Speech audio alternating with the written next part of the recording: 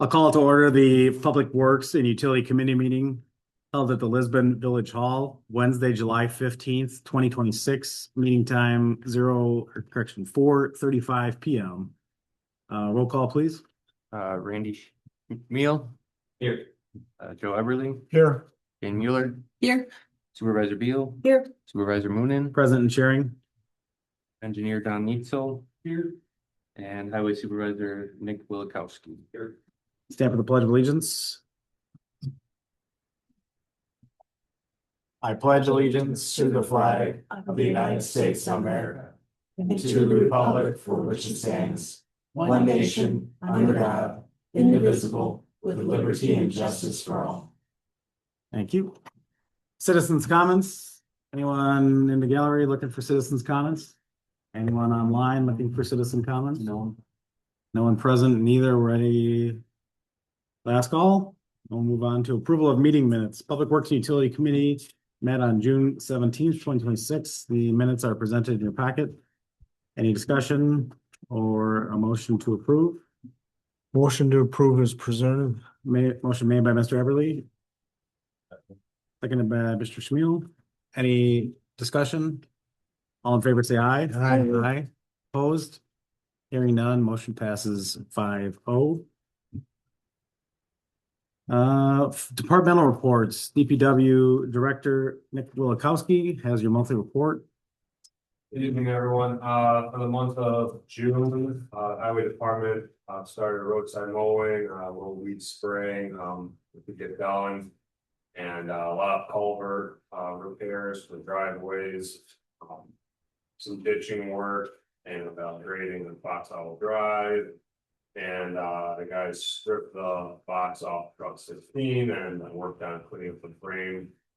So that truck will be ready for the box installed hopefully the next month or two. Parks Department, they had their community fest, so they had a lot of prepping and putting things back afterwards. Mowing, they worked on the Spears Foot rail fence down by the ice skating rink. And standard maintenance on baseball fields and soccer fields. And for myself, help with culverts and ditching. Checked out October Fields for some base patch work they did, and it did complete the top coat in there, and they just shouldered it also. And then working on getting the annual recycling event set up, and free time meeting for Tamarack Road, and Dan Mitch for road projects. And update Tamarack Road will be getting paved on Monday. Tentatively, do the proof roll today. There's no undercuts. So that's a big win. So they're pretty good. What do you do if somebody's got a concrete driveway and you replace the culvert? They have to remove the concrete. I'll figure it out. But then either they can put concrete back in or we put asphalt. Okay, that hasn't changed since I did that. Okay, thank you. Right. Utility District. Mr. Knightson. Good evening. For the month of June, flows continued to go down. Janine was down to 19 gallons a minute compared to 22 in May. Plainfield, it was down to 20 gallons a minute compared to 31 in May. And Willow Springs, we're still running on an average. I did talk with Next Electric today. We Energies is working on the application that was submitted. Next needed to find out how far the meter location would be off the property line. I actually helped them out with that today and got him the distance. And so he was working with them to get that done. As soon as we can get out there, Next Electric's ready to get on it. He apologized for the delay, but they are working on it. Any questions on those three? Richmond School, that was down as well. Run times for the month, 97.6 hours for both pumps. Pump 2 had about 2 more hours on it than pump 1. Otherwise, Sewer Ninjas did get in there to televise the school sewer as much as they could get done. The old portion of the school they could not get in because it doesn't have any cleanouts. So they'd have to start pulling toilets to get in there. Are they gonna do that? They're gonna talk with the school on it. Right now, they did find one section of cast iron sewer that has collapsed. So they're gonna get a quote for the school on making that repair. He said at the time of the televising, he said they didn't see any signs of I&I, but I told him, being as late in the year it is, you're not gonna see it. If Can you we'd have did it, Sorry, go ahead. we'd have did it in April or something like that, I think they would have definitely saw How many it, cars so are you talking about that they would maybe have to do something with? I'd have to look, Linda, but Okay. I mean, it's whatever the original portion of the Right, school right. I was was. just curious if you knew. That's all. Yeah. Thank you. And I also sent them, so we, remember back, we did temporary flow meter in their lateral compared to the well. I provided them that information. They just sent me the sewer or the sewer televising info, so I'll look at it, but they said all in all they saw was that one section that was collapsed for now. So, Did they do that recently? That's all what they did? Yeah. So it was dry. yeah, exactly. Shit. Exactly. Yeah, it was right at the end of June. How close is the lap section to? I gotta look on your report to see exactly where it's at. But they said that the part they could televise was made up of PVC, which would be the newer additions, and then cast iron. Well, keep in mind that lot next to them, next to where the ball field is, the east of there, has got a spring in it. Okay, The only thing with your theory on that spring is. I know, It would be showing up more, or they see it. now. should be, I know. should be now. but I'm thinking it's more.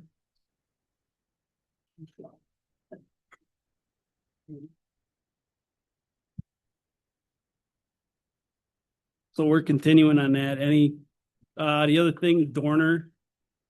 They are gonna be in to do that lift station inspection. They're thinking the week of the 20th. I know he was just trying to call me before I got here. I don't know, maybe he's looking to move it up, but they will be inspecting the lift station.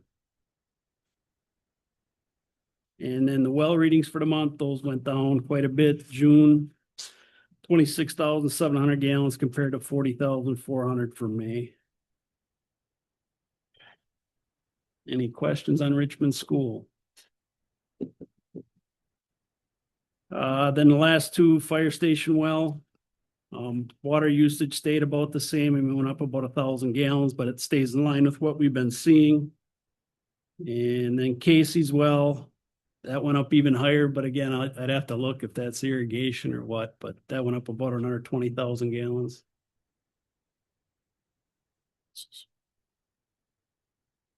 Any questions? All right, thank you. Thank you. Any questions for Don? Administrator Green, special projects. I don't have much of an update. We are gonna discuss at the next plan commission meeting a little bit about the comprehensive plan amendment that we're going through as both part of the sewer service area study and just as a general comp plan discussion. And we are looking at potentially having a couple of members from each committee being part of the discussion or a subcommittee of that to then bring a recommendation to the plan commission. So that discussion will be a week from today, and then I'll report back to this committee. Potentially looking to see who might be interested in serving if they move forward with that. So that's my update. Right.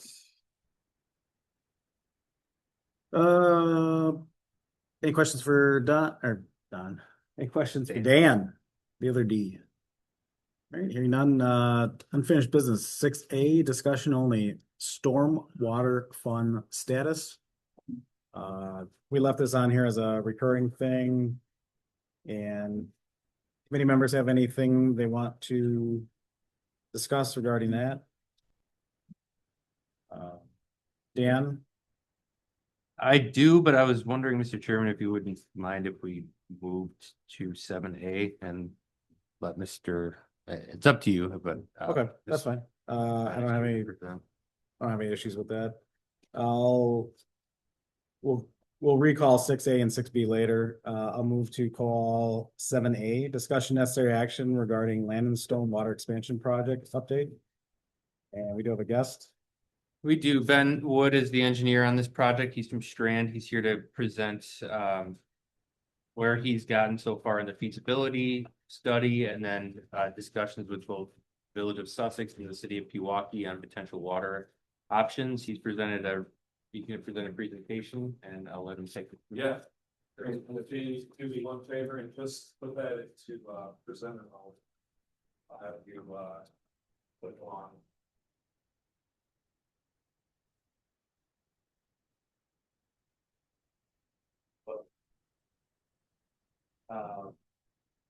Okay, it's good to be back in front of you again to give you an update on where we sit with getting an evaluation together for the evaluation of water service to the areas projected to be impacted by Land and Stone products. Before I get going, I also want to introduce the guest that I brought along with me tonight. This is Dane Jemming. Dane is a summer intern with Strand from UW-Platteville, and I just thought it was really important for him to come and see an example of, despite our opinions of our best efforts at engineering, this is just the perfect intersection of civic engagement and to see an opportunity of how the decisions are really in the committee and ultimately the village board's hands. So welcome, Dave. With that, we'll go ahead and get started. If you would go ahead to the next slide, please. So the first couple slides here are just a review of what Ben, you want the light off? it's your preference. Casey. I'll. Okay. The first couple slides here are just an overview of things that presented back in January. I believe that was to the village board. But I just want to revisit the baseline issue here is there was initially, and this was some time ago, an intent to understand how all of the yellow and red highlighted service areas could be served with municipal water at some point in the future if needed. And then this is color coded with areas in yellow that just kind of at my highest level of opinion here, areas in yellow make the most sense to be served by Sussex. Areas in red, just from a long-term strategy, make a lot of sense to be served by the City of Pewaukee.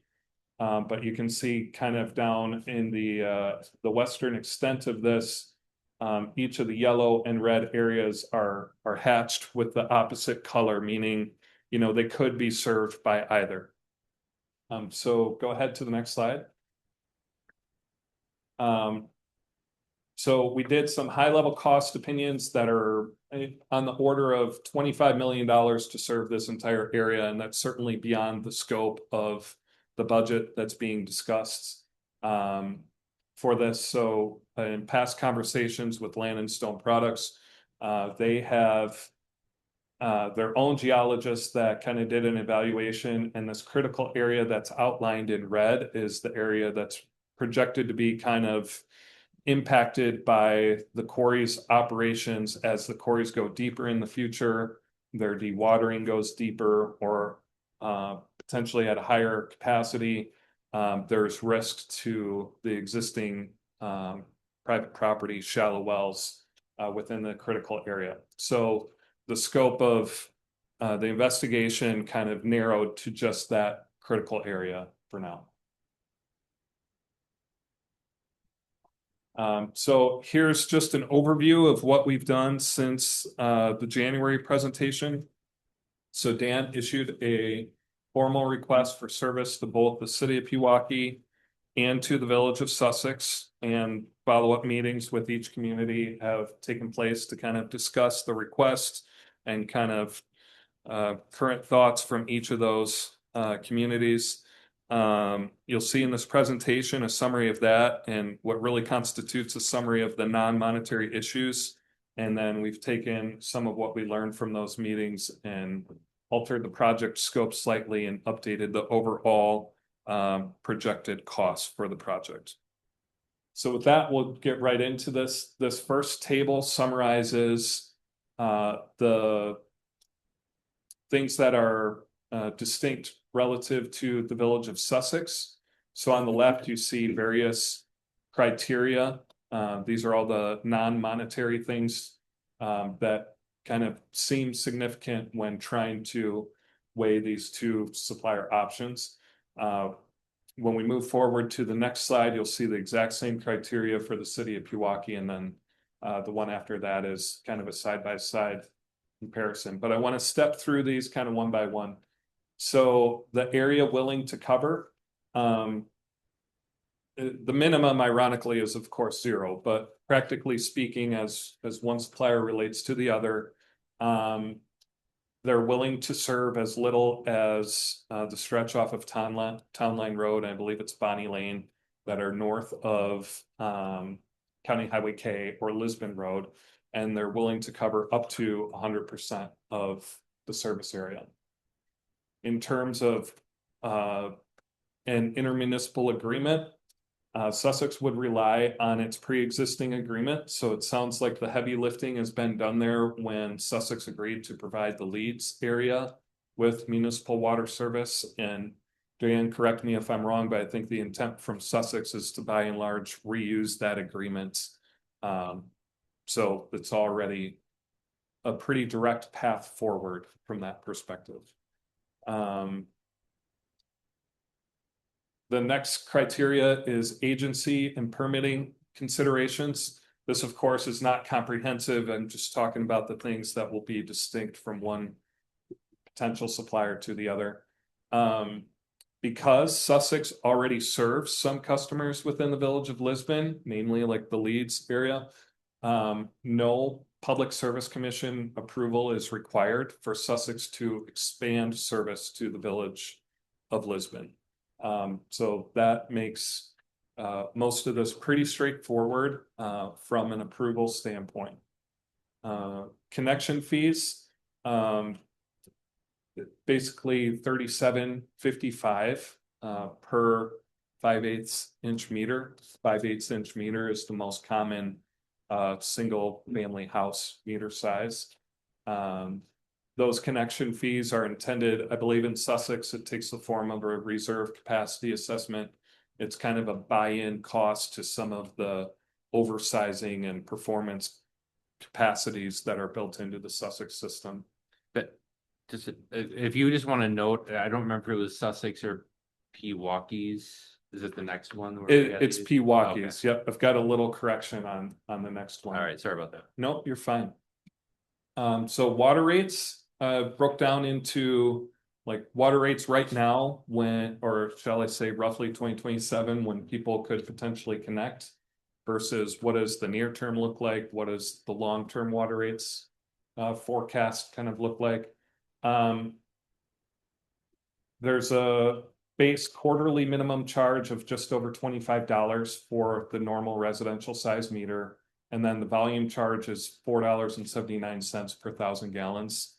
Spoiler alert, it's really comparable between the two for the initial water rates. And these water rates kind of generally fall in line with other public utilities in Waukesha County. As kind of generally speaking, middle of the road average water rates. In the near term, water rates are impacted whenever a utility takes on significant capital projects. Sussex has already gone through system-wide upgrades related to radium treatment and radium improvements. They have not tested positive for current emerging contaminants such as PFAS. So they're not contemplating any significant like holistic infrastructure upgrades. They do intend to add a well house, and that presents a little bit of risk to changing water rates in the near term. In the long term, there isn't somewhat of a risk related to unregulated emerging contaminants that are common to the region. What I mean by that is, and you'll see this when we get to the Pewaukee evaluation, in the long term, the the whole region of southeastern Wisconsin is susceptible to some contaminants that are currently not regulated, but EPA and DNR make utilities sample for just to see if they're present. EPA hasn't decided whether or not yet they want to start regulating those. So one of those is strontium that's in the deep aquifer. It's in the same general category as radionuclides, but it's every water utility in the area has that in their deep aquifers, and it's a matter of time, presumably, before EPA decides to regulate that, and then either utility would be susceptible to some wholesale upgrades. So long-term water rates, this isn't specific to Sussex, it's specific to the region. They're gonna go up in the long term. Sewer service. Now I understand from Dan that Lisbon has opted to not include this area in the sanitary sewer service area, for which, you know, Sewer Pack is looking at updating. But at any point in the future, if sewer is desired here, technically, and by technically, I mean pipes in the ground, lift stations, it'd be pretty difficult and expensive to serve this with Sussex. All of that would have to be pumped. But Lisbon ironically does own capacity in the Sussex wastewater treatment plant that accounted for this area. But as an outright question, we asked both communities if they were to provide municipal water service, would they also require sanitary sewer service? And they said no, which is a positive from a cost standpoint.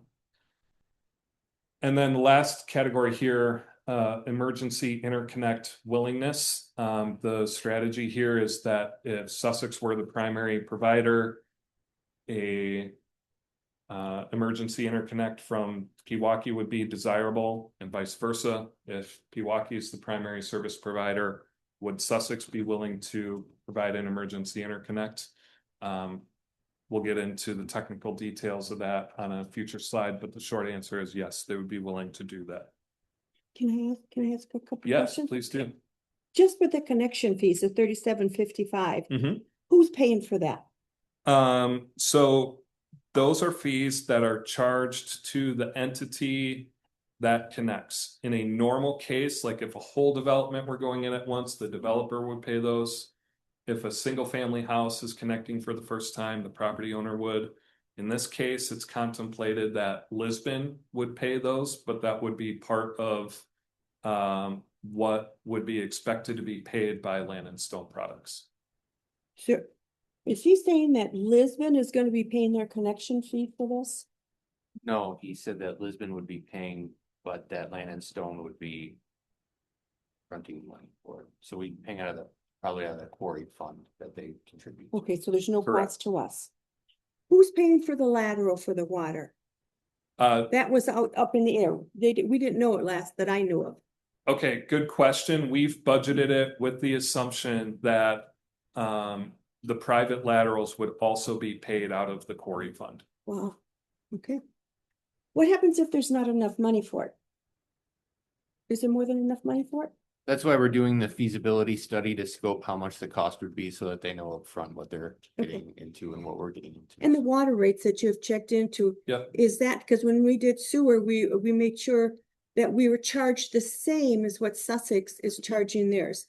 So are these people going to be charged the same water rate? Yes, they would be charged the For same both- water rate Both municipalities? as the supplying municipality. Yep. Okay. And I just have to say, I know we talked before about, I know the people over there don't want sewer because it's so expensive Sure. and I appreciate that. But and it's never gonna get cheaper.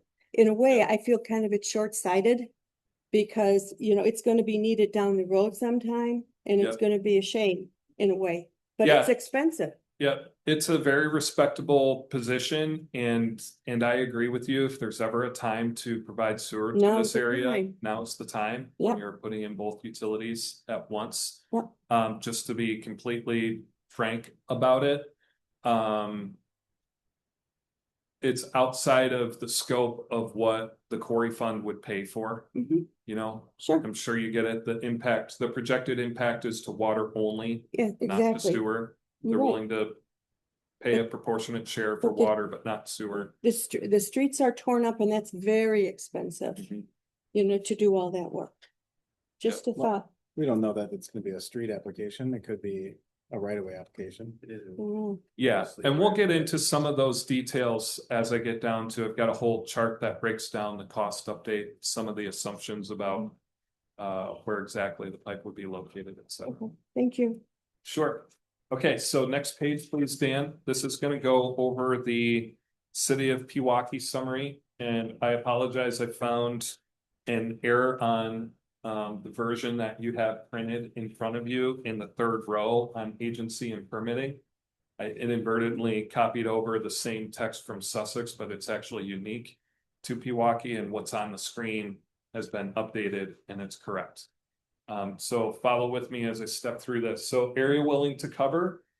At minimum, Pewaukee expressed they would be willing to serve just the 4 houses on Wire Road, and this will make more sense in a follow-up map that I'm going to show you. But that willingness saves Lisbon from having to put in several hundred feet of extra water main that would otherwise be parallel on Wire Road. Wire Road is one of the municipal boundaries, and Pewaukee already has water main in the road. So it would just be a matter of, for properties that front Wire Road within Lisbon, of just running a service lateral. At maximum, and this is a key differentiator, City of Pewaukee would prefer to keep its service area limited to south of County Highway K and Lisbon Road, which means that in this scenario, they're not willing to cover all of it, and Sussex would still have to serve Town Line Road and Bonnie Lane. And I don't believe there are any properties on the north side of Lisbon Road, but I can't say with confidence. For agency and permitting, this is what's updated compared to what's in your packet. PSC approval is required. So PSC's general rule to this is when a municipality is serving a neighboring community for the first time, PSC has to do a construction authorization application and review process, and that process takes anywhere from 140 to 225 days.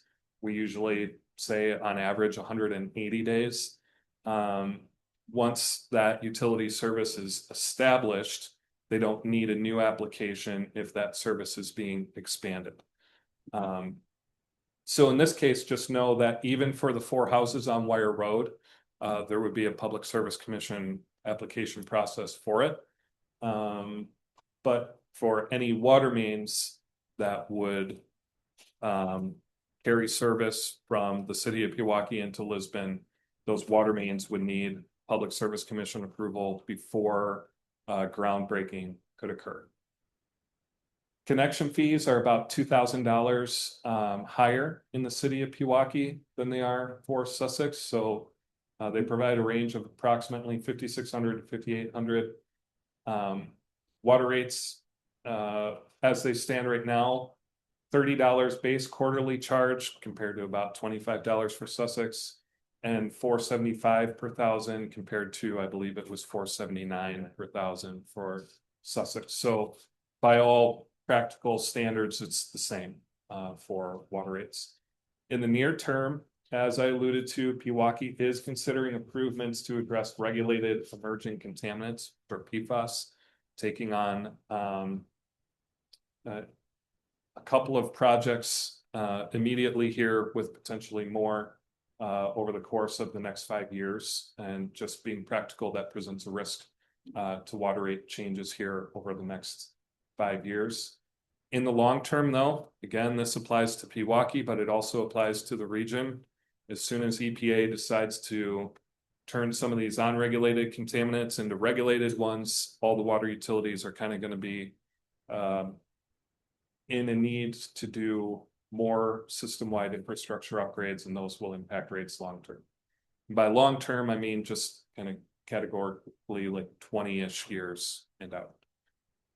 Is sewer service required? City of Pewaukee said no. If sewer is desired, from a technical standpoint and engineering standpoint, it's pretty straightforward. Going down to the south of Wire Road and getting into the city of Pewaukee's system. There is some risk to future policy change. What I mean by that is, of course, you've maybe seen a couple blips here and there in the news. Both the city and the village of Pewaukee are exploring the viability of switching to Lake Michigan as a water source. If that were to get approved, they have to return all the wastewater. And exactly whether or not and how it could impact sewer service is yet to be determined. But at the end of the day, I feel like that's essentially a non-issue since the village decided not to include this within a sanitary sewer service area at all. And then lastly here, relative to an emergency interconnect, if Lisbon decides to get water service from Sussex, Pewaukee is willing to participate in an emergency interconnect at the border there on Wire Road. Any questions about Pewaukee specifics before I move on to the side-by-side comparison? So if those parcels connected to Pewaukee Water today. Yep. July. Yep. And then they do change to the Lake Michigan. Mhm. Would they then be required to install sewer to the Pewaukee system? So that's a really, the initial thought is no, but I'll tell you what the letter of the rules say. So if Pewaukee becomes a lake water system, they have to comply with the Great Lakes Compact. The Great Lakes Compact says all water that is diverted out of the Great Lakes Basin has to be returned. And they broadly say, therefore, any areas that are being served with municipal water have to have municipal sewer, so that same water gets returned back into the Lake Michigan Basin. What's undetermined is if it's just 4 properties or it's just a small area, the city of Pewaukee could return extra water and kind of almost do like a trade, if that makes sense. I will tell you right now, that's a thought. There wouldn't be a definitive answer to that until the city and village of Pewaukee go through a whole application process. I mean, has there been other communities that are previously approved applications and have the similar situation? Yeah, so that's a little tricky. There are communities with grandfathered diversions, like part of Menominee Falls, New Berlin, etc. They were all grandfathered in because those happened before the compact. The only diversion that's happened since the compact is Waukesha's.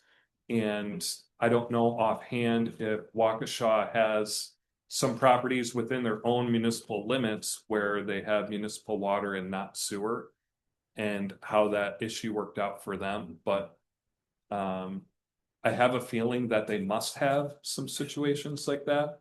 And that's something we could verify. They do. They do. And then Ben, is there sewer in the ground under Wire Road in front of those 4 properties currently on Pewaukee side? That, if I recall correctly, no. Jane, do you mind if I put you on the spot? Yeah, no, there is no sewer in Wire Road. Oh, okay.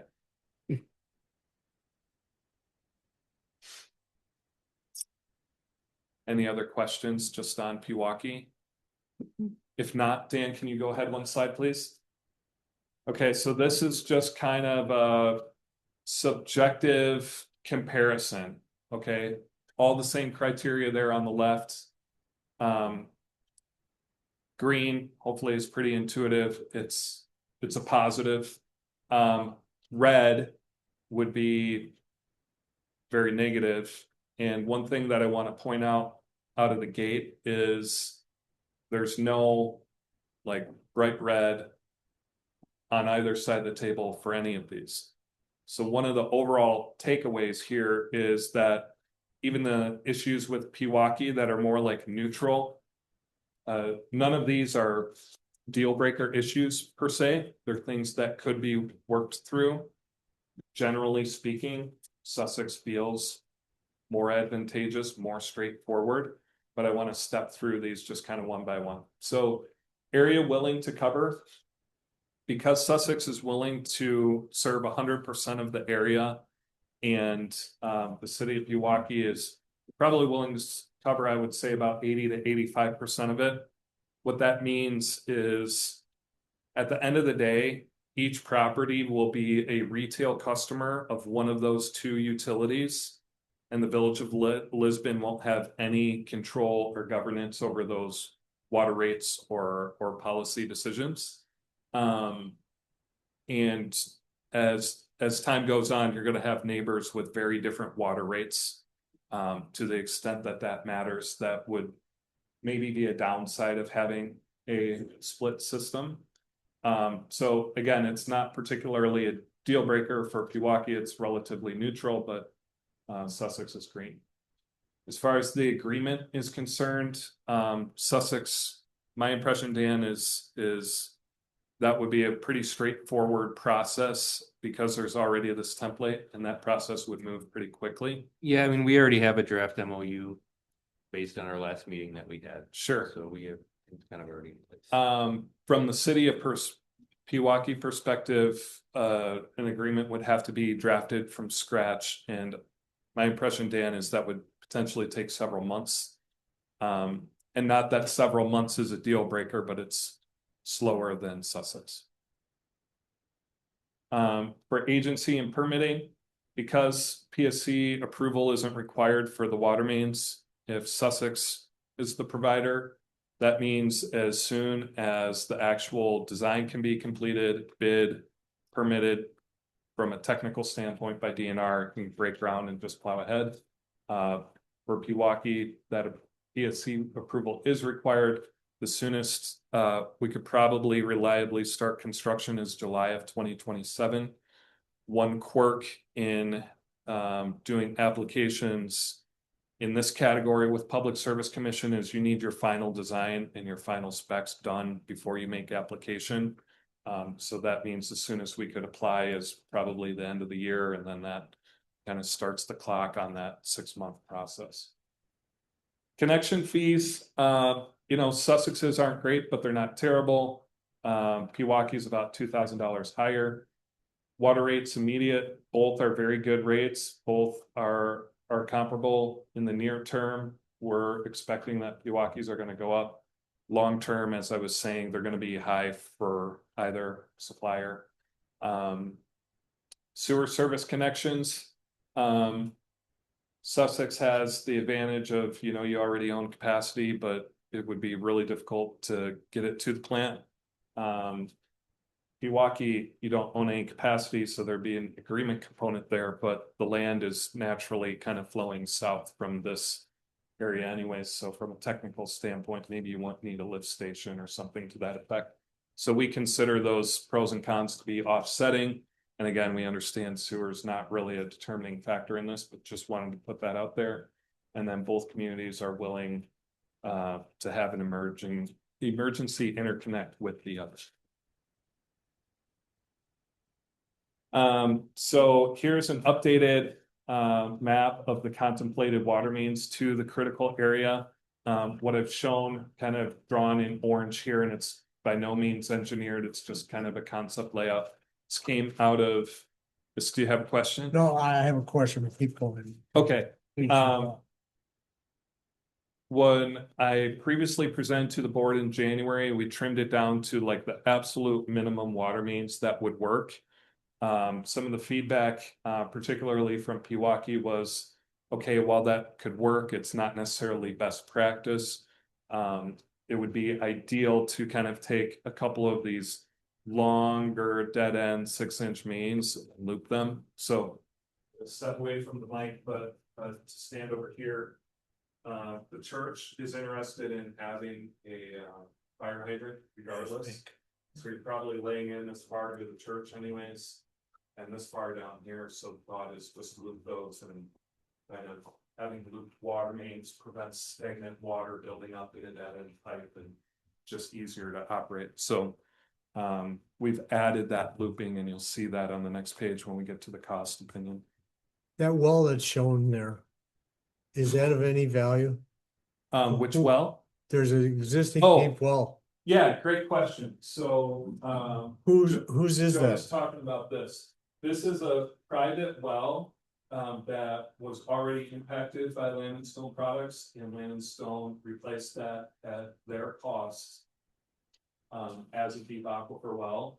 So this just the reason for pointing that out is we don't need to provide municipal service to that property, and Stone Products is already Oh, so that's just an individual residential Yeah, well. correct. Oh, I thought, correct. I was thinking Yeah. something else. Yeah, no, and it's the same thing for this house, way at the end of Bottom Lane on the north side, they've already compensated that individual property with. No, I was thinking Small the well. value to the system, Yeah, but it's not, it's just two residential wells. Right, It's, right. okay. good question. Is that property in the future plans of LSP? Which property? Those ones that are on the eastern side of their quarry? Well, okay, what do you mean by in the future plans? I know some of those farm fields are LSP properties to begin with. Oh, sure. Is there? Yeah. I guess my question goes to the point, we're not ever gonna serve north of K in that area. I think the question is like, will there be residences? Oh, Correct. that way. No, that is intended for mining. Yes, okay. Yeah, I thought you meant like area 3 would be mining that subdivision. The answer to that is no, that's outside of our. No, yeah, those The field. non-developed parcels around those existing well sites. Yeah. Yeah, all of this is intended for mining, we'll put it as setback. Yes. Right. We just approved that plan commission a couple years ago. Yeah. To going all the way over there. I remember something once in a while. Oh, and while we're on this map, these are the 4 properties. There might actually be the 5th one, but we can pick up from here and through the backyard, but it also, this one actually. But these are the 4 that have frontage to Wire Road. Now, when we talk about looping this, you know, the water mains getting in close proximity to the actual structures here.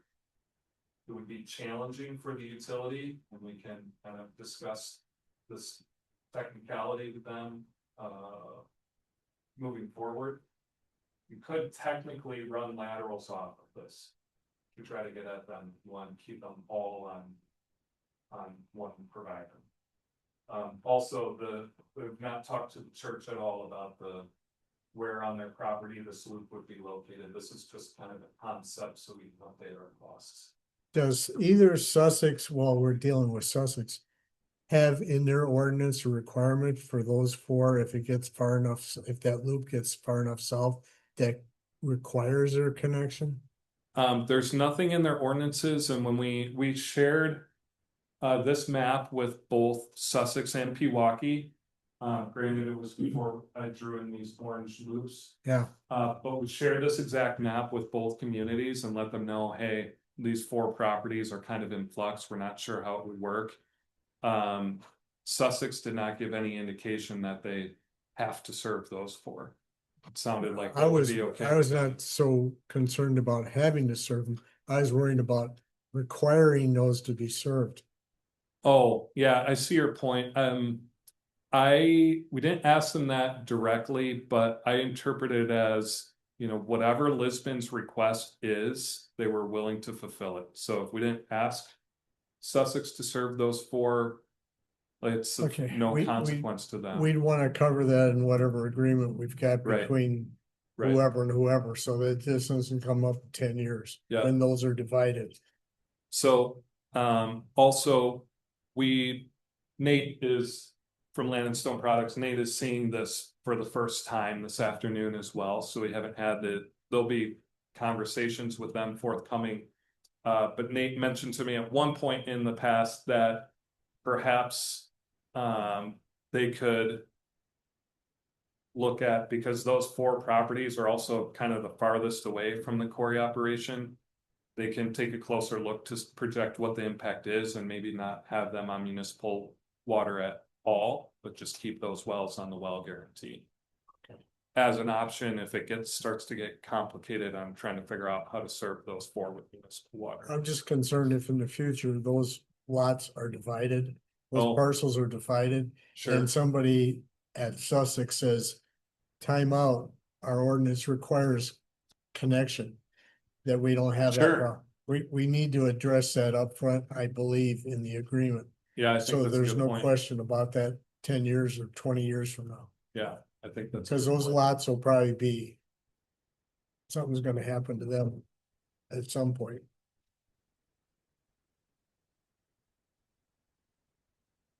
The Okay, next slide is an updated opinion of probable construction cost is what OPCC stands for.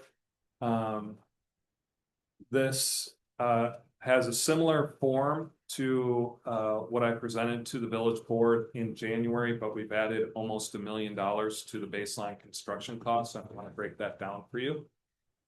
So the first 3 or 4 lines here didn't change at all. We're talking about 114 properties. That $15,000 per property is for private property laterals, well abandonments, plumbing conversion in the house. So just extrapolating that out, that's a little over 1.7 million in private property work. There's the next row is for commercial private property work. There's only one non-residential property, that's the church. We estimated about $30,000 for that. Total water main length, 16,600 feet of water mains, not including the orange loops, at about $265 a foot, gets you to 4.4 million. The View Drive West and East water mains, where there were long dead ends, those are included in that 16,600.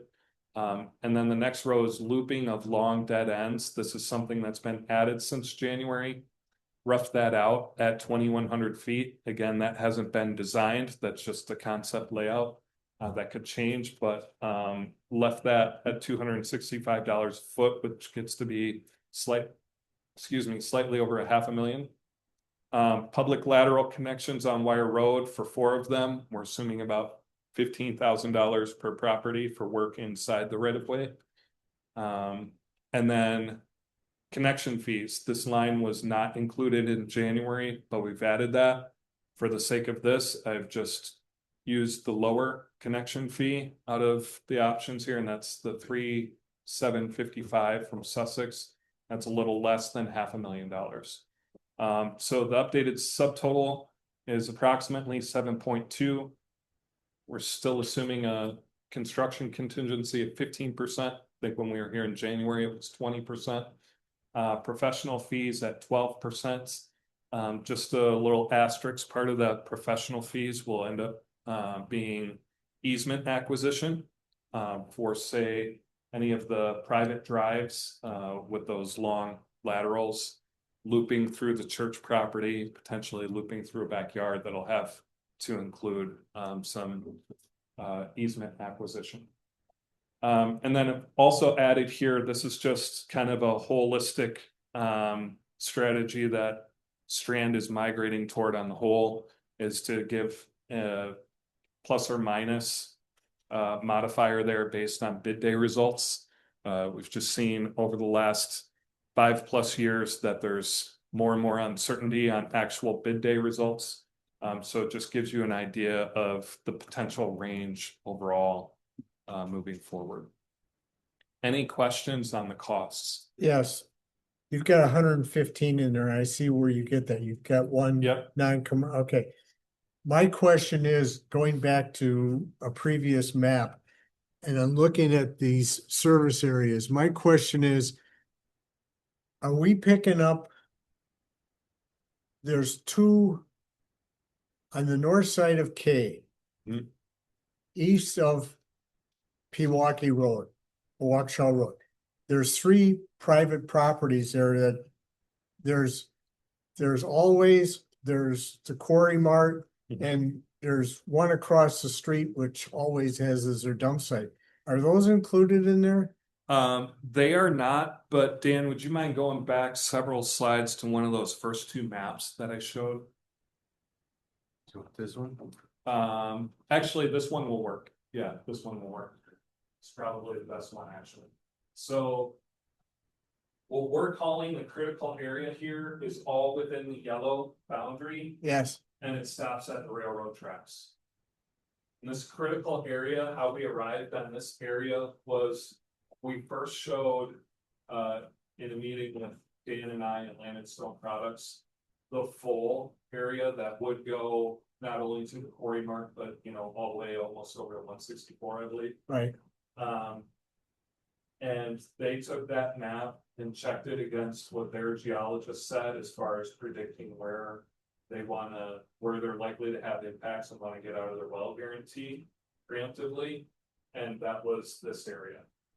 So even for like the industrial park over here, they're not projecting impacts to that. But those would stay on the well guarantee. And I understand where they're coming from, and that's fine. Yeah. But those three properties that I'm talking about on the north side of K, it just seems odd. Here. Yeah, it seems odd that those would not be impacted. And Yeah, why, if I may make you, I mean, I'm not questioning what, I'm just looking, everything else is taken care of. I understand the industrial park south of K. yeah, I understand everything else that's south of K, but those three eyeballs that are up there, how are those not included when they're from here to the edge of my desk, the edge of the quarry? No, your intuition is good on that. They are, in particular, always is right next to where our Right. tax pit would be in that area. Our take is that obviously they would stay under a well guarantee, and should their water level drop, we'd be replacing them with a deep well. But economically, when we look at the length of main that would need to be served on the length of Lisbon Road, we thought it was a lot more fiscally responsible just to put a deep well in individually for those properties or something. And the same thing with the county substation there. Yeah.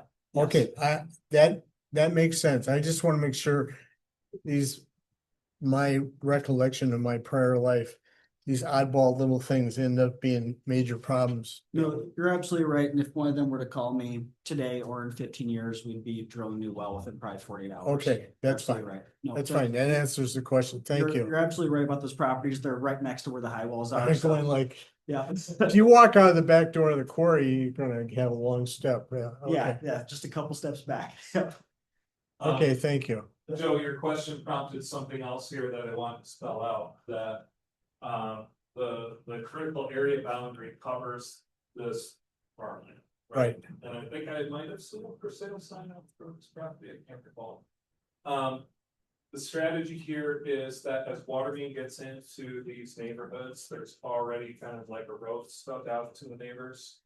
When we did kind of the future forecasting of the build out of this, we just assumed that on this one, a neighborhood of comparable density to this would be going here. And the strategy for how they would get water would be through this neighborhood.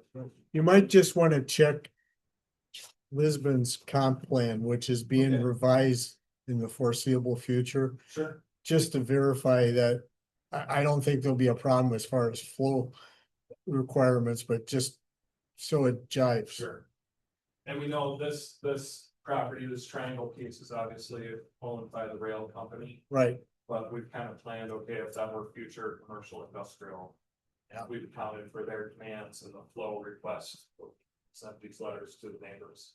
But you might ask, well, why would you serve them through here? Why wouldn't you just extend the water main on K? Because that makes the most sense. it only serves one side. Right. Continuing.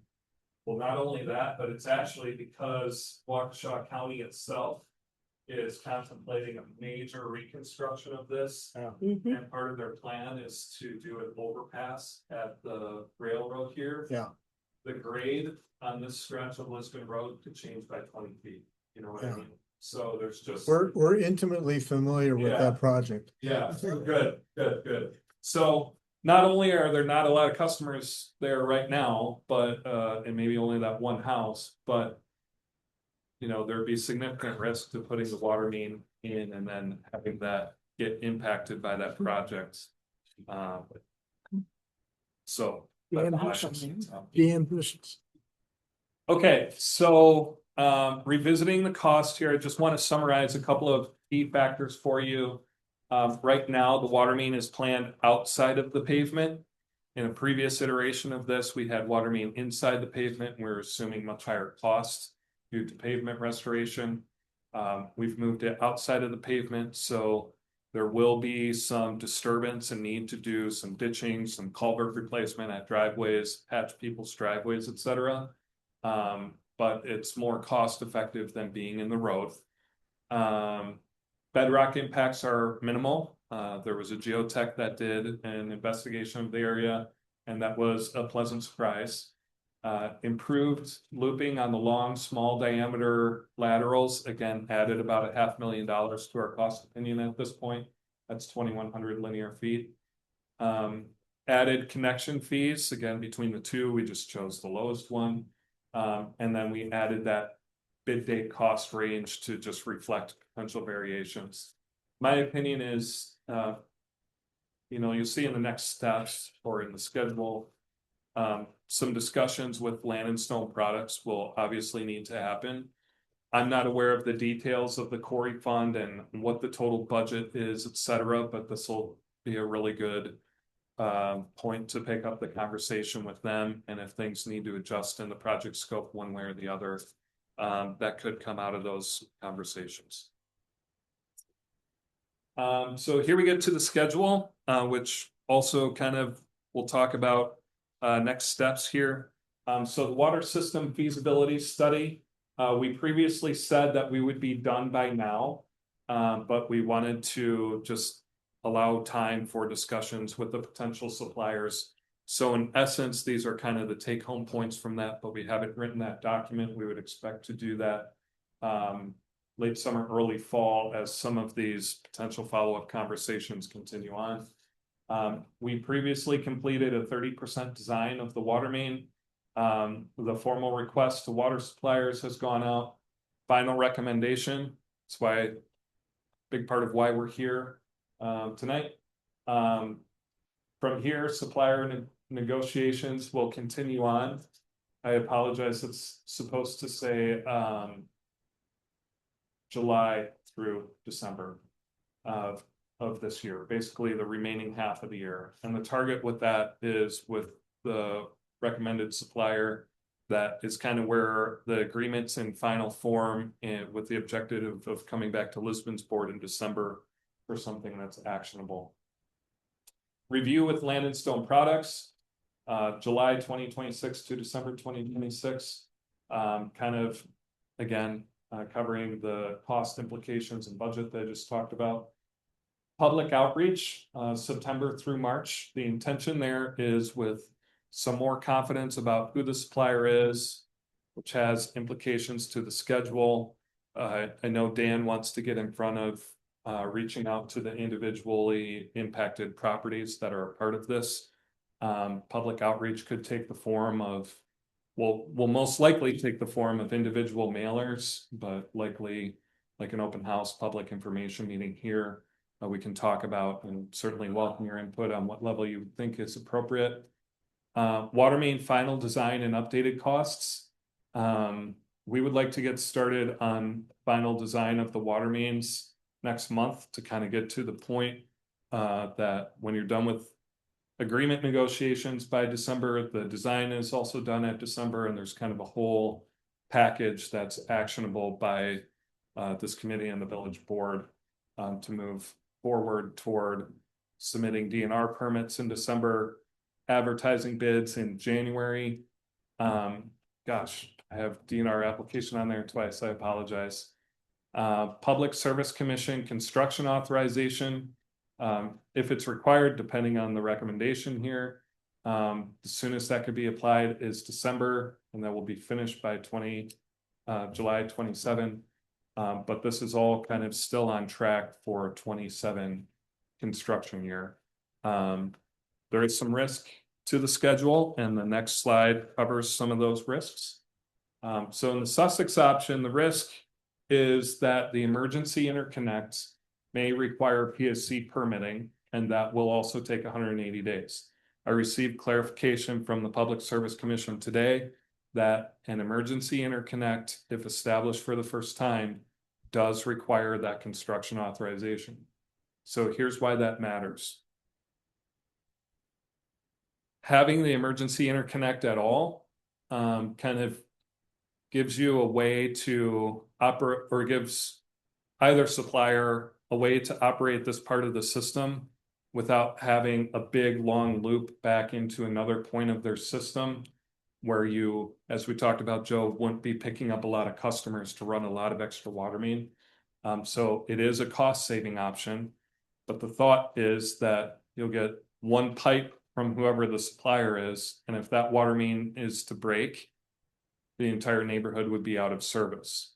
If you have an emergency interconnect on the other side of the neighborhood with the neighbor, that can be opened up, the break can be isolated, and people can have water while service is being restored. But that part of the project will require PSC permitting. So what that means to this is if we move ahead with all the water mains, there would probably be a separate bid package or small little request for quote or something just for the emergency interconnect that would follow at a later time. Yeah, that's what I was going to ask. I mean, do you believe, based upon your decades of experience, that that is more than an application process? Or is that really, what's the risk of not receiving that approval for that interconnect? You don't want to go there. You're just gonna want to get that approval. I know, but all I'm saying is that is it just a matter of going through the process and they're going to probably approve it? Yeah. And we can just, and we're only talking about the last foot. Yeah, and maybe the last 30 feet. Yeah. Yes, yeah, I do believe that they would approve it. And to be fully transparent, there is a bit of a risk that if we go ahead, let's just say Sussex is the supplier, we don't need PSC approval to do the installation of all the mains in the neighborhood. We go ahead and do that. And concurrently, we submit an application for just this last 30 feet and the valve, that's the interconnect. Yeah. PSC might say, well, all of the water main that it took to get from Sussex's pre-existing system to here should have been part of this application also. It's kind of a Yes. issue that I've seen Public Service Commission raise on some other projects recently. Yes. I have not noodled out in my own mind, therefore, if I want to ask the question outright, because I know that they'll probably tell me, well, then all of these water mains require approval now anyways, and even if it's a Sussex option, we can't start till July. Or if we want to go ahead and install all the water mains, wait till all the water mains are installed, and then come back with just one bid package and one application to PSC, like maybe even in 2028. Yeah. To do that and interconnect after the fact. That's why I'm just trying to not screw up the schedule Right, so we can get 27 done. I mean, we're only Right. dealing with the last piece. right, I can understand right. maybe Now- that last thing that you just talked about may be the way to go, but that's going to be your Right, recommendation. Right, Okay. and that's something that I feel like definitely warrants more thought during final design. From experience, there are contractors that even if all the water mains require PSC approval, if they know they can start in July, they can still get that amount of water main done in one construction season. It'd be preferable, of course, to give them all of the 2027 construction season. But yeah, it's Okay. something that would have to get. I mean, it's one of those questions that you don't want to really ask them because you're afraid somebody's just going to flip and give you an answer. Yeah. They say, well, everything. Yeah. Okay, Um, it's happened before. Pewaukee option, so the risk to schedule there is at least you know out of the gate that PSC permitting is required for everything. And that you know you can't start anything until July of 2027. In either case, the assumptions that go into the schedule that we talked about is that final design would begin in August and September. We would have to move forward with design to know exactly where we would like to get easements. Some of those conversations, that'll be an iterative process with some key properties like the church. We'd probably talk to right out of the gate of, where a water main loop could go and design accordingly and work on the easement. Agreement negotiations happen concurrently. And by agreement negotiations, I'm talking about both the supplier and Land and Stone Products, kind of happening at the same time. So these multiple tracks kind of converge in December, where final board action could take place on the supplier agreement. If there's anything actionable to do with the quarry funds and Land and Stone Products, and then basically putting the engineering project before the board one last time, so they can just say, yes, go ahead and advertise this for bid or not. And then last thing here is just kind of a summary of what I suggest is action for the committee tonight, and that would be to make a formal recommendation to the village board. If you feel confident in supplier direction that you want to go right now, to make that recommendation to the board, and then to proceed with the schedule presented herein, which includes requesting Strand to prepare the amendment for final design and bidding, so that we could bring that back to a August board meeting and get going on that right away. One thing we were thinking about before, the easements, even though we're not gonna need a lot of them, should run to both the Lisbon and the supplier. Cause eventually, we're gonna have a water utility, and it's cheaper doing them now with one 4-letter phrase. Do them later. Just one more phrase in the easement document. And then the other question that I have, and I'll quit talking, Mr. Chairman, for a while. When Lisbon talks to these people, whoever's talking to these individual property owners, I think it's very important that they know, because these people have never had to deal with this before, that they know exactly what is being provided and what is not being provided. If you have a 30-40-year-old house and you hook up a municipal water system to their water system, somebody's gonna be replacing water heaters and stuff, and galvanized pipe and everything else, just so the people know, so that question doesn't come up in this room 6 months later.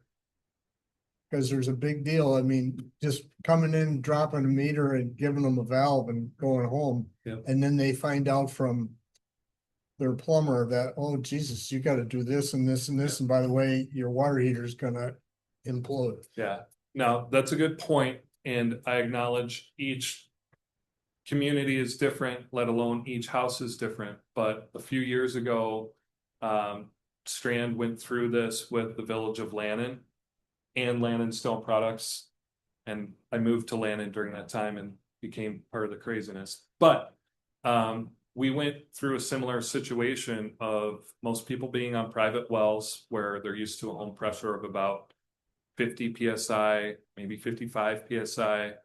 And then a lot of those, the majority of those, when they converted to municipal water, were more pushing upward toward 75 to 80 PSI, which is the high range of plumbing code. If you're over 80 PSI, you need pressure reducing valves on individual services. We've run this area in our water model, and we know the pressures from both Sussex and from Pewaukee, and they will both be relatively high, like in the low 80 PSI range. So most of these properties will end up having a pressure reducing valve to knock it below 80. The advantage to that is if individuals are worried about that, they don't want higher pressure, they're worried about old pipes, whatever. You know, if they're getting 55 PSI right now, the plumber could set that individual PRV to 55 PSI to keep things relatively similar.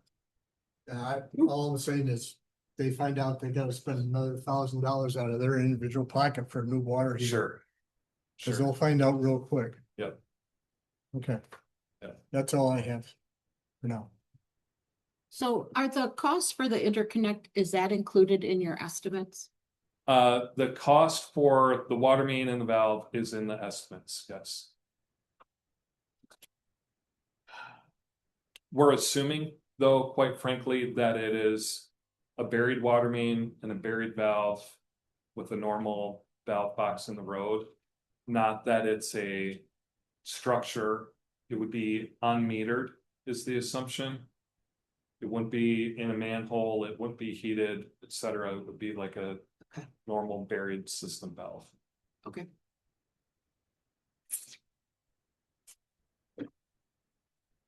So I guess staff is looking for direction as far as the supplier and who we should look to pursue based on what Ben has presented tonight.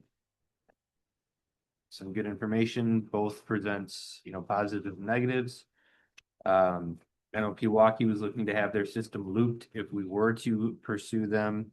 But they would only cover south of K, which presents a problem with that Sussex, because then you're providing water only to K with an unlooped system to the north. So there's a lot of things to consider. I think, I don't know if there's a clear and obvious choice. I think from mine and Ben's discussion, we're kind of leaning one way, but that's why he wanted to present you guys with the information. So I don't know if there's any opinion one way or the other. And I just want to add, most certainly, if there are more questions, if it's not, if your minds aren't made up and there's more that you would like us to consider and look at, certainly would take that feedback and follow up as well.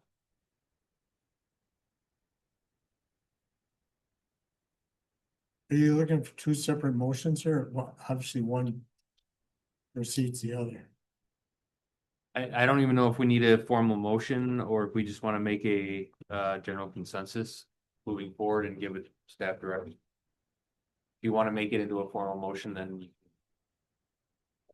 This is gonna go to the village board, right? yeah, it'll go to the board.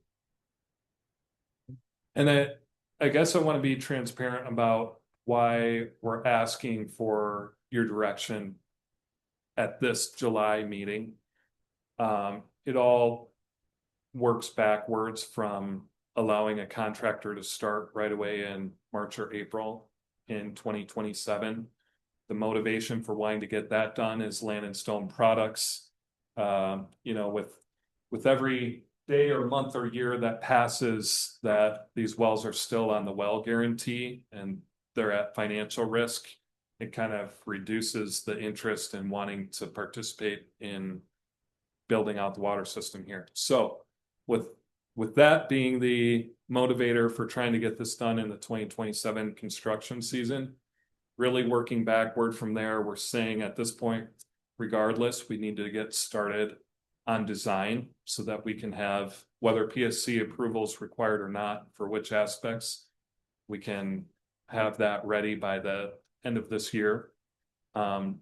As we're working through design, there's invariably going to be some technical discussions that have to happen with the supplier.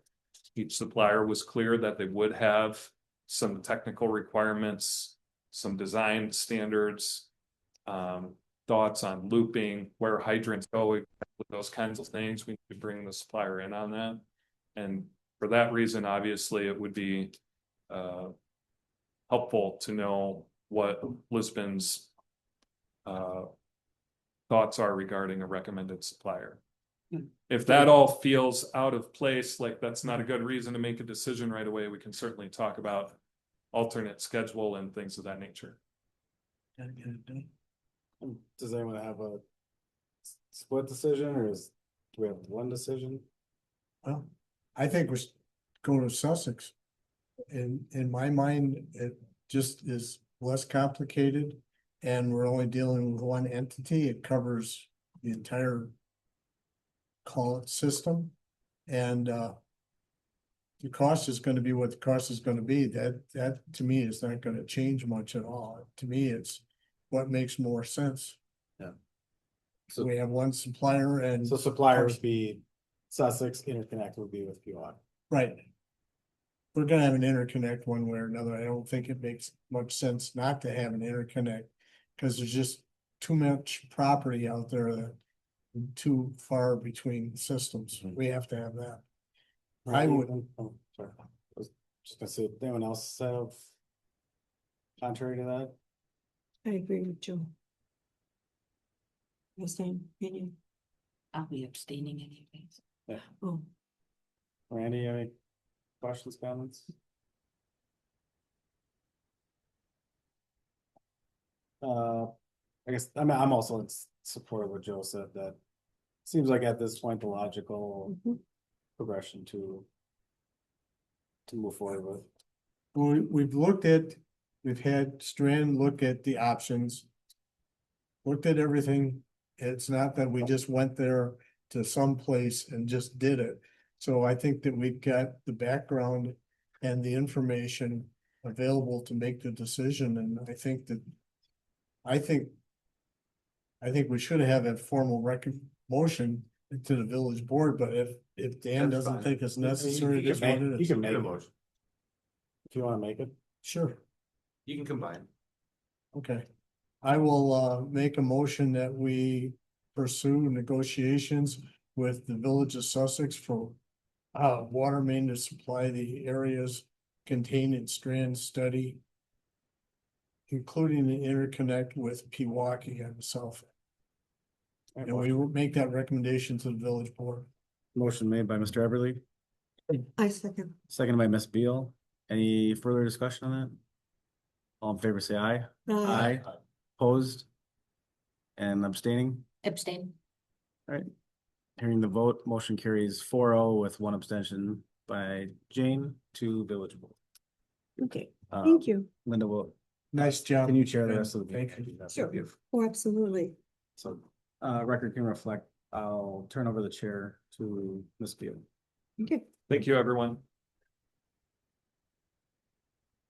Okay, Nick, you're on schedule next. Discussion necessary action regarding potential replacement of a WAM mowers with zero turn mowers.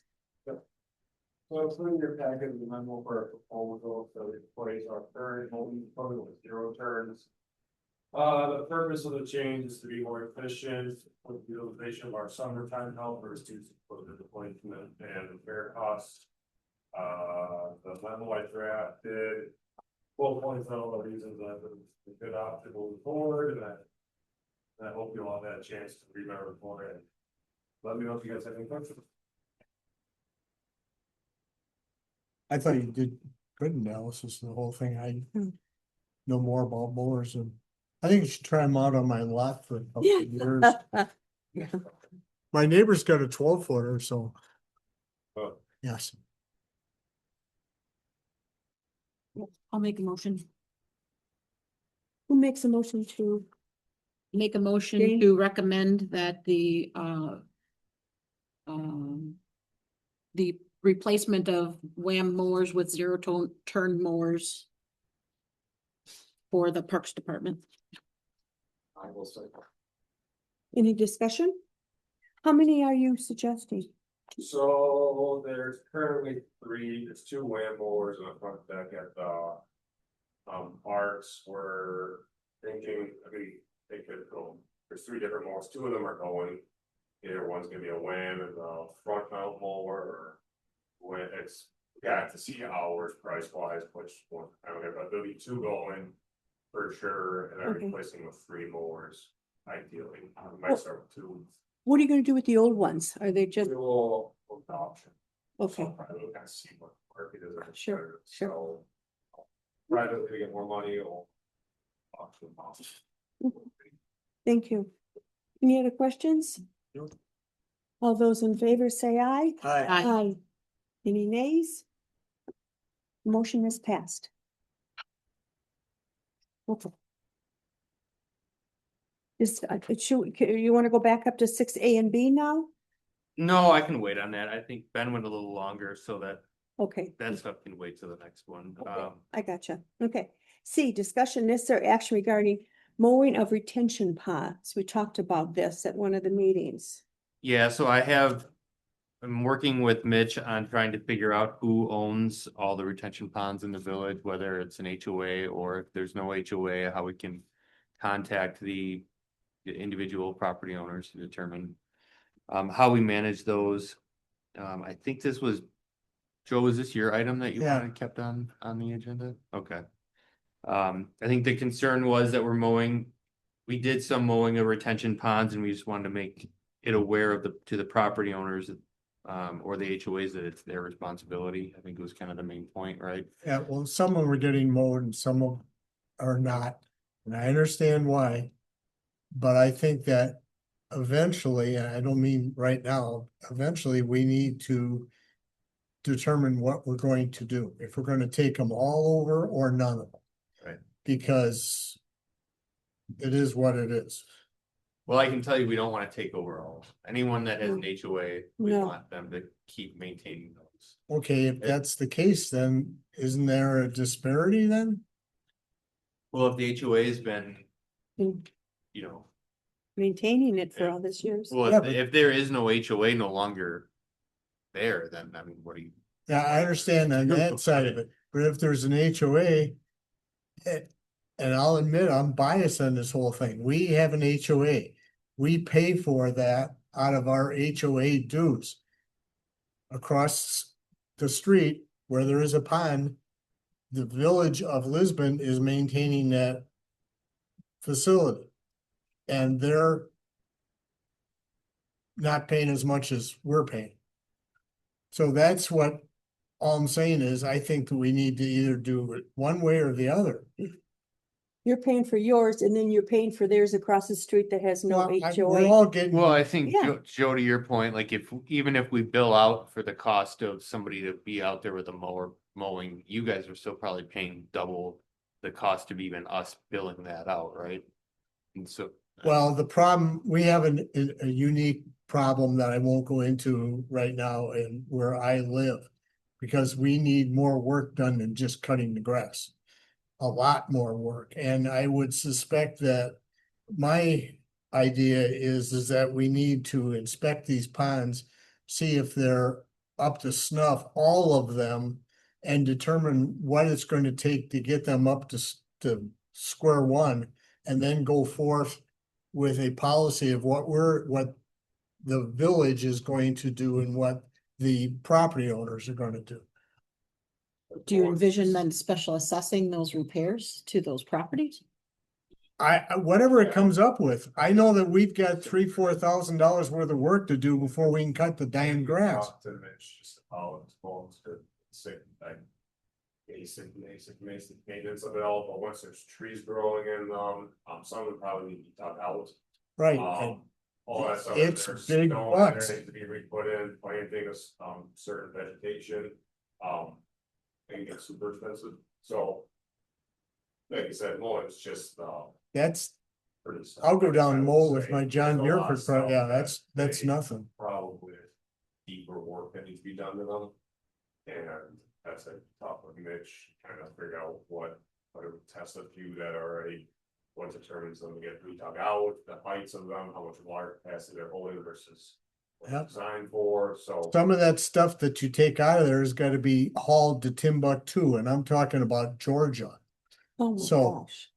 I mean, the mowing is, I don't care about the mowing. It's costing us more to talk about it here than that. I'm talking about if we're gonna get up. I went through this in another municipality and from day one, and they had this, well. It is what it is here, but we've gotta get this squared away and we've gotta make some determinations. Of what the condition of these ponds are and establish a list, a database. So can I just clarify, we don't have an inventory of all the stormwater ponds currently?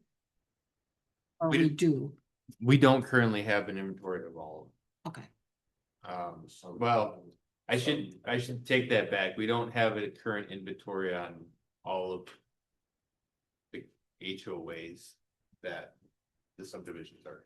So we don't know necessarily if all the HOAs are identify. operating or not. Yeah. But The ponds and inventory of the ponds would be pretty straightforward. I think Mitch probably has an inventory of those. It's more so the who's maintaining them that we don't have. I'd be surprised if we did. well, And I mean, there's, Triangle, but it's, I guess I was thinking from a, yeah. right, Well, I guess that's my point, is you can go on a map and within an hour, you can have all of them pointed out. I mean, I'm thinking from a budget perspective, if there's something that we should think about for the inventory and the research that you're gonna have to do to look for them, we should make sure we're budgeting for that in 2027. Sure. But as far as who's paying for what, I mean, then you get into special assessments, because you'll know what your drainage basin Right. is and all those affected properties. If you don't have an HOA, then you just special assess them for those repairs. They're gonna all be really mad, but there's ways to get around it, so. That's gonna be the harder part, though, is determining where the HOAs are, which are still in good Yeah. standing, which is hard to solve. I mean, we're approving subdivisions, plan commission like every other month. And we're acquiring more and more of these every time, and some of them are going to be quite significant. Even the new ones to maintain, so. Well, and I would expect that we're creating a better database on all of those developers. I've or never seen the departments list. and- You wanna start I mean, pulling out we- the plats, We know, obviously, for, well, at least from 2015 on, yeah, we know just based on, we have a better filing system of, well, agreements and all that kind of stuff, but. Anything before that, I'm not sure. Is there stormwater maintenance agreements with any of these approvals? no, There should be, that would be another thing to start. with. yeah. We need to get caught up to what I call ground zero and then go forward from there once we know what it is. But ponds have been put in since the early 80s. 70s-ish. And I'm sure that they were just put in, but as Nick said, some of these don't exist anymore. They physically don't exist. There's trees growing in them, and we hear this at the plan commission all the time. I don't want this happening because there's a pond out there. Well, is there a pond out there, or is it just a depression?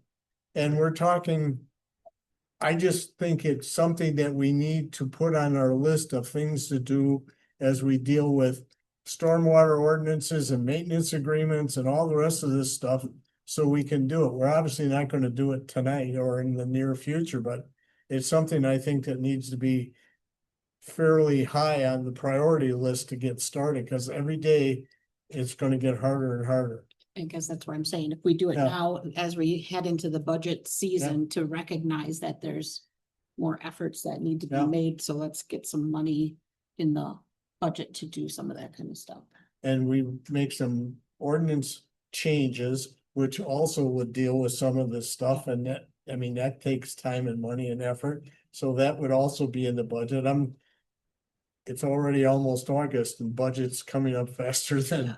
Yeah. than you And I wanna- do think that there's enough communities that have a pretty fair stormwater utilities at this point that we Yeah. could use as examples, or I'm sure. even consultants that'll Yeah. help put those things together. If it's in the budget, then who's gonna be paying for that? The utility? Well, your stormwater budget would pay for it. That's what I'm saying. You're gonna want your stormwater utility to reflect those increases.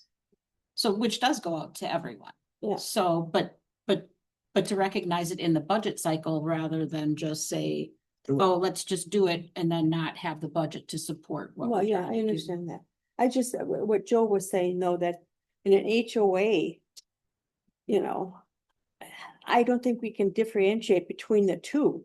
So it's either go privately and bill the people in the subdivisions that live there, like you say, a special assessment, and let the HOAs cover. I'm or not go sure we by can the actually answer his concerns Day, to like this No. year, because this is gonna be something you would build upon exactly. in the future Okay. when you're putting I your was just thinking, assistant yeah, out loud. protocol Yeah. together. It was a priority about 7 years ago, actually. I was working on this project I ran into when we were cleaning the files. It was finding out See? where all the stormwater was. It was a packet that I'd done, but apparently it never went anywhere after that, so. What was the Yeah. consensus at that time? It was just a project that I was working on to figure out who owned what stormwater ponds and everything, but It's one of the it's separate. several items that this committee needs to deal with. Yeah. And we just started out from this. So we are. We are. Piece by piece. We're just started on in this and the list is growing and this Well- is the full employment act. Well, we'll keep it on unfinished business, I guess. That's all I had. That's fine. Okay. The next subject is discussion only regarding the sewer utility costs for the facility upgrades. I brought this on, just an awareness, and I know no one wants to pay for anybody else's work. I understand that. And I know I'm the only one on the committee that's on sewer. Okay, the sanitary district came over to the utility with $1,151,000. Because of the upgrades, they are $769,583 that has come out of the user's fund only. Even though we're trying to say, hey, we want to expand the sewer district, and that's what's been talking about. And I know because I know when this started, the town of Lisbon took out a loan to start everything. Because people, we didn't have anything like we have now. But according to Dan, he's saying we pay this now, and then eventually we might get paid back when those places expand. We might get paid back eventually, but I guarantee it's not going to be to the original homeowners who actually paid it in. What we paid so far is come out of $1,688 from each of the homeowners. 456 residential people have each paid in $1,688 that they've actually put in to get this $1,151,000 that came over here. At this point, and as well as we are been talking about those improvements over here on K and all this other stuff about expanding and talking about that, you know what? We in the utility is also paying for that. We're paying for that because everyone in the district's paying for that in the village. So we're paying for this, which is going to be a bonus for any future people, and it's bankrupting us. Totally bankrupting us because we just paid off the second paper, the second note of $290,000. We have now 5%, according to the engineer in Sussex. We have 5% here that we have to pay it when they bill us for $80,000. According to Dan, he sent over to me, he says, I'm sorry, I've got a lot of okay, the roughly right now in the sewer district, we have $557,000. Then we have to pay another $80,000. And he said our projected 6-month operating expenditure, that's just operating, is $244,000. Because by state, we have to have so much money in our fund to in case there's an issue. We are going bankrupt, people. Are we gonna have to keep paying these things? And then all of a sudden we're gonna have to special assess everybody because they need work, even though we have this money here. I think because we are paying for all of us, even you guys, I am in the district. Everybody in the sanitary district is paying for all that work and engineering costs. I think this, and they're going to be billed back to the people over there. That's what's going to happen. I think the same thing should happen to the upgrades, that the village should pay for it, and then you assess those people that are eventually going to get it. It doesn't really help us, even the guy, it doesn't help us. We've got our sewer. So we're paying for it. So people, just think about, if you were in this position, would you want to pay a large percentage of your fund to pay this in there? And I know you don't want to pay for anybody else's stuff. People have said that. I don't want to pay for anybody else's sewer. We have paid enough. And it's been 35 years that they're now doing this horrific upgrade. Okay, So maybe another 35 years, they have to do little great upgrades now and then Yeah, anyway. and that is a fact of life. Those treatment Exactly. plants can't Exactly, continue down. exactly. But now this is horrendous. This is bankrupting. It's gonna bankrupt the utility.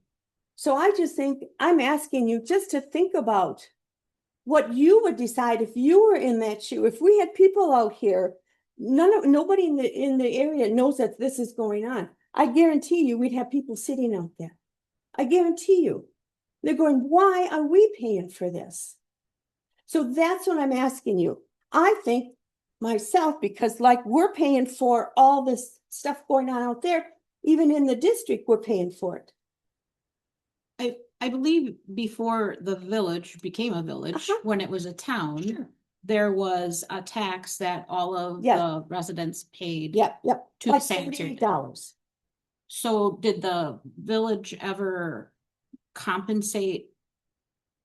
Is there any revenue that goes to the sewer utility for that loss of those funds? No, they removed the tax and I don't know if there was a slight increase in rates, but I don't believe so.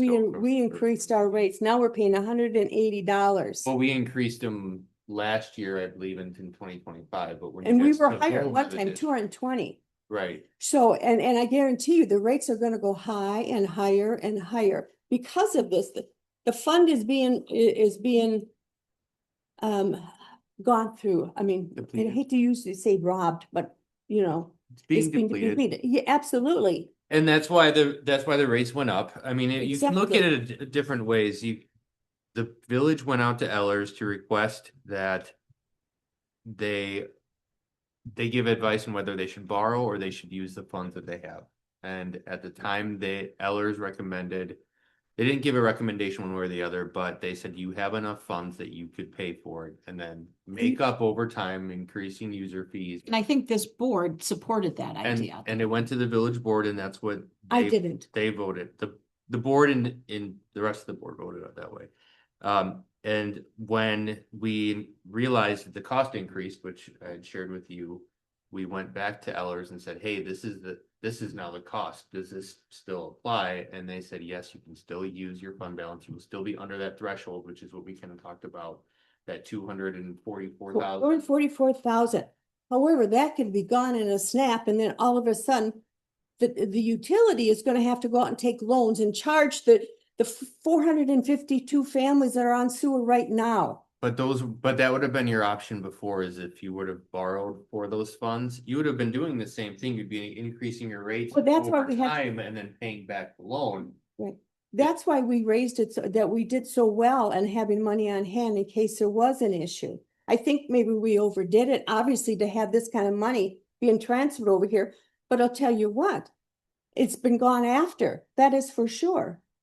It's part of, I mean, we don't have a choice. If we have capacity in the plant and they tell us we have to do a facilities upgrade, we do not have a choice. And I talked to Mike Sargent about this too, and he said something similar happened back when you guys did have to increase your rates up to 220 or whatever it was. Then you built enough money in that you were able to lower them again. Mhm. I don't necessarily know that I would go like this with rates. If you get I would much prefer a steady increase over dropping them and raising them, but that's why we're having discussions about expanding sewer service areas. Exactly. Is And we're paying for that. customers. Why are we paying for it? Because we're Who's we, Linda? Who's our we? taxes, the residents. I know, I am, okay, we're all paying for it, okay, Too. okay, Well, there it's- is. But let's pay for. Right, sewer. right, Pay for your sewer. Why would I pay for somebody else? You've told me that before, Joe. You said, I don't want to have to pay for anybody's sewer. I don't blame you. I don't want to have to pay for anybody's sewer. We paid for our own that was forced on us. So you're talking about the sewer study that we're doing with Sewer Pack? You don't want to pay for those costs for that study? Is that what you're saying? Why should the utility that has our own sewer have to pay for future expansion? First of all, there is no utility. It doesn't exist. You You should say I get, can't use district, I can't use. well, it utility? doesn't It's exist. a fund, it's a utility Yeah. fund Right, within the right. village. Oh, of- say but fund. the village Okay. of Lisbon owns it, fund, Right. yes. the village owns. But they sure, it's gonna be bankrupt pretty soon. And then all of a sudden, those 452 homes are gonna have to take out a loan to pay for some issue in the street that's gonna cost money, that we were keeping that money there for to repair that. And that's what I'm saying. The fund is going to be bankrupt eventually. So I think what you need to do then is go to the board, to the village board, and as we're going through this budget process, Mhm. you can ask them to recognize the loss in the funds that you have I'm when more happy. They you said I had became to this. start here. They said I had to start here. Yeah, Well, I guess I was told I had to start here. yeah, So- Mark recommended that we put it on the budget and have Yeah. the discussion here, obviously. Mark kind of left early, Yeah, but and I'd like to kind of hear his Jane input pointed on out. it, so. Yeah. I don't know if we want to wait until Mark's back and have that discussion where two Yeah. board members are Yeah. present, but. I mean, we could I ask for mean- like a cost sharing on it, but I guess we can't make that decision. Mhm. But it sounds like you want a cost share on some of these things. I mean, I don't know if you're gonna get all the treatment plant costs as a Yeah. cost share. Yeah. I could see But some because you huge- lost that $48 revenue the- kind of thing, The but fact is that the sewer expansion is not being paid for out of the sewer fund. It's being paid for out of the general fund. which right, is and we're paying for it. Every tax. Everybody's not paying for it. just you. could I know, you say that again? everybody- I'm not sure I quite followed. So the plant expansion's coming out of the tax base? No, the plant expansion came out of the sewer fund. Utility fund. because it was based on what we had it for capacity and then the Yeah, different okay. users. Whatever. The sewer service area discussions that we're having at the plan commission and at the joint meetings is coming out of a sewer expansion fund that was designated by the village Okay. board that's owned by the village. Okay, that's why I wanted to make And sure there was a All differentiation. residents are paying for that. Everybody. Well, but the rate you're paying then as an overall taxpayer is, It was Not money as that was set impactful. aside way prior to. It's not something that's on your tax bill right now. We had, I think, $100 and some thousand set aside for this a while ago. Mhm. So. it's But not- that's still all residents' money in there. well, So it's still, I'm just saying, Yeah. I wish someone It would is. think that this is bankrupting us, that if there is some equitable justice in kind of looking at the whole system to say, hey, these 452 people are paying for this, and down the road, like you said, I've talked to you about this. Down the road, you can reimburse the utility because we paid it in. It's going to be 10 years. I know we're not going to be living in this house. I know that in 10 years. So you're not giving back anybody money who has paid into it. That's what I think is whole wrong with this. Like when the sewer district started, I was out there sitting in all these meetings. And well, I won't even go into it, how crooked it was. But we got forced into it. And then the town took out a loan. So we paid back the town. That's why I'm thinking this is for an upgrade for the whole village. Some of this should be paid by the village. That's all I'm asking and you guys to think about. That's all. We're bankrupt. You're not paying. We will be going bankrupt. You're not No, paying. no, You will be going bankrupt. no, you won't. Yes, we will. Okay.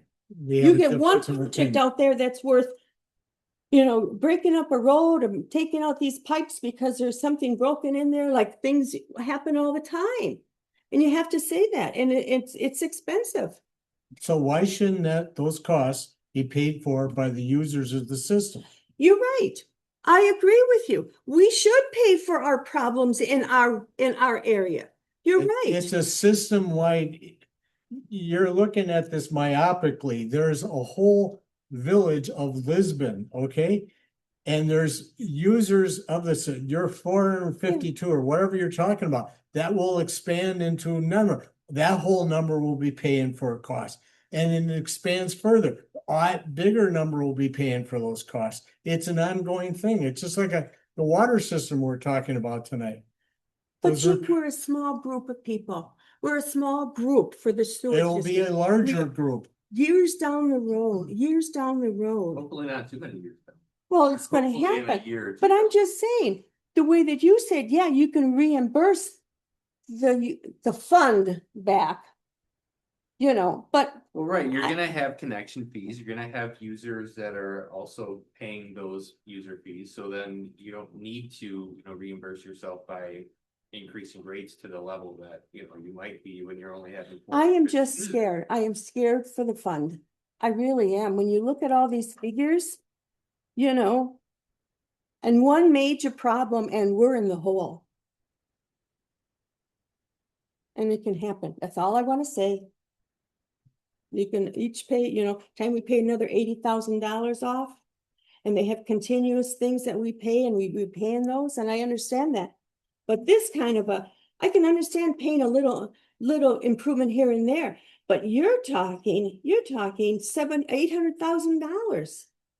That's I don't know where astronomical. that number comes from.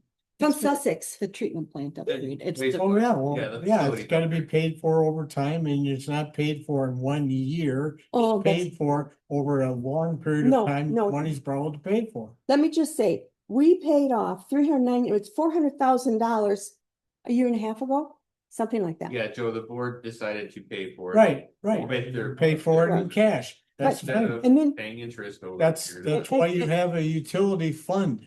And that's, like I said, we're paying it out of the fund. And we just paid off 290,000. We have another 80,000 to be paid off. I just think I don't think it should all go on the backs of the fund. That's all I'm saying. And I wish you'd all think about that. That's it. I have no other issues. Any other things to go on the next agenda? No, we'll touch And base on anyone- the stormwater fund again, and, we'll kind of go through, I know Nick had. Some presentations, so we'll get that on the next one. I think we need to put on there a speed limit on Silver Spring. Okay. It's getting worse to get it to be 45 from Sussex all the way to Merton. It's a zoo out there right now.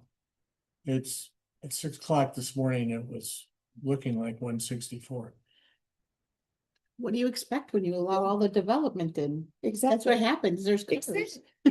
Go out. I'm not saying there's nothing wrong with the development, but when you post the speed limit at 55, this, look at 164 and K. 2 or 3 times a week, there's an accident. Why is it? Because people don't know how to read a speed limit sign. So we need to change the speed limit on Silver Spring, in my opinion, all the way. Isn't that a county road? Yeah. Yeah, but we need to petition the county board to do it. They're the ones that do it, not us. That's just like Town Line Road used to be nice and quiet. Now you actually need almost a stop sign to get out from the subdivision. Or you don't say, no, you say no? Try Stop to, signs don't control No. speed. no, I'm just saying.